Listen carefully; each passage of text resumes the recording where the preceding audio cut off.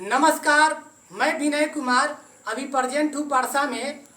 परसा में एक coaching centre है, जय माँ आदर्श ज्ञान ज्योति कोचिंग सेंटर, जिनके संचालक है गजेंद्र सर, जो क्लास 5 से लेकर के 12वीं तक के बच्चों को पढ़ाते हैं। आइए हम गजेंद्र सर से जानने का प्रयास करते हैं कि गजेंद्र सर जो है किस तरह से पढ़ाते हैं, किनके पास बहुत सारे बच्चे पढ़ते हैं।